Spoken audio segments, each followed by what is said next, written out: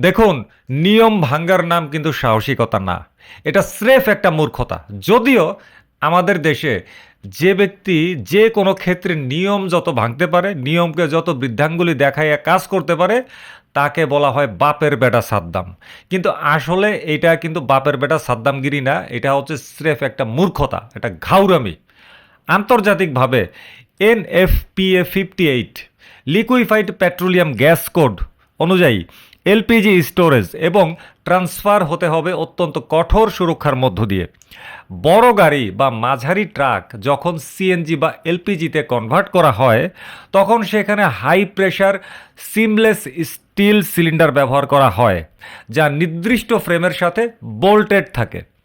বাইকের কাস্টম কিটগুলো কোনো মান নিয়ন্ত্রণ ছাড়াই লোকাল ওয়ার্কশপে লাগানো হয়।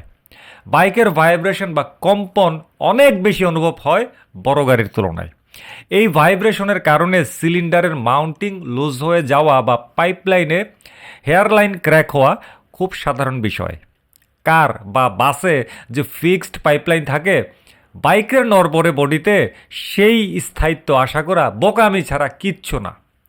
বাইকের মধ্যে যে এলপিজির যে ট্যাঙ্কটা বসায়, এই ট্যাঙ্ক কে বানাইছে, কারা বানাইছে, এটার সার্টিফিকেশন লেভেল কি, কারা এটা টেস্ট করে বাজারে ছাড়ছে,